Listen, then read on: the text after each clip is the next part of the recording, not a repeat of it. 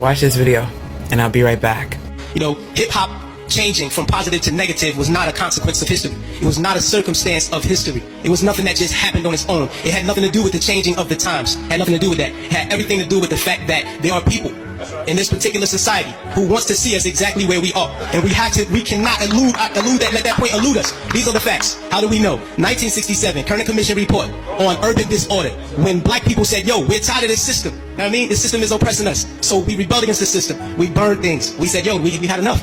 He did his little report on what caused these riots. He said, what caused these riots? He said it was young children who started these riots, and what was motivating them was a high self-esteem and an enhanced racial pride. He said the majority of the rioters were high school dropouts, but they had a higher political orientation than their peers who did not drop out.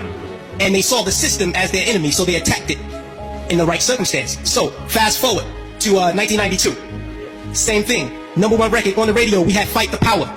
Fight the Power is on the radio. Rodney King is beaten before the world. The black youth rebelled against the system. Again, they did it again. And why? What primed them? Positive hip hop primed them. Fight the Power, X-Clan, Brand Nubian. You had these groups out here who were politically orienting black kids in the right direction, giving them the proper promptings that they needed so that they can respond properly to oppression.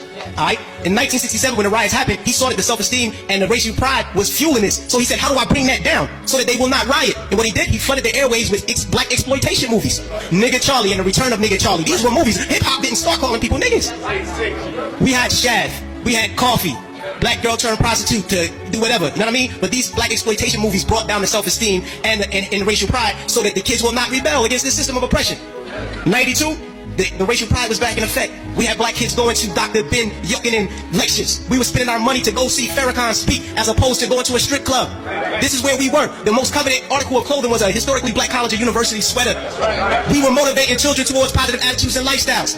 And when Rodney King got the beating, has responded properly. Fast forward to our day. Sean Bell is shot 50 times in the street in New York by police officers. #1 song on the radio, Like a Lollipop.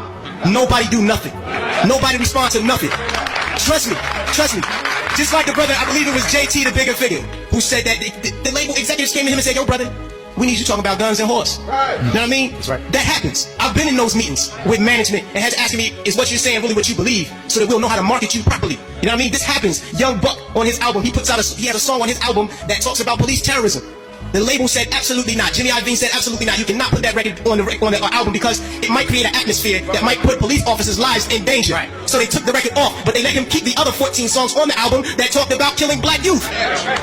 So this is what we're dealing with. We're not dealing with a circumstance or consequence of history. You know what I mean? The environment that we're embedded in puts us in a situation where we feel we have to maneuver and play the game and water our message down. You know what I mean? But no, what happened was they intentionally shifted the paradigm to get us exactly where we are right now. Right now, we're feeding the prison industrial complex right now. Our kids are going to prison because they're promoting these records. They're promoting these records daily that send us to jail. You know what I mean? It's cool to go to jail. You know what I mean? They glorify these things. And it's not the black youth. We're in a position where we get, like the brother said, the choice. You know, he said, yo, I chose the positive. So I didn't do it. But every youth is not going to take that route. I know. I come from the projects. Grew up in the projects all my life. You know what I mean? And we're not turning down $500,000 to say nigga. We're not going to do it because we won't turn down $200 to take a package of crack from one corner to the next. You know what I mean? We live in a state of poverty and one of all things. So it's hard for us to make that. Our judgment is clouded. And they knew that the judgment would be even more clouded if they took groups like X-Clan off the radio. This is just what it is. And until we start to deal with the environment that's shaping the behavior, we'll never get to the next level. We have to confront that. Thanks. White supremacy is insidious. It uses our culture against us. They used hip-hop against us, fed us a bunch of bullshit instead of empowering our minds, and we all fell for it. It's a crazy coincidence that the numbers of private prisons went up as soon as gangster rap came out. When you go down that rabbit hole,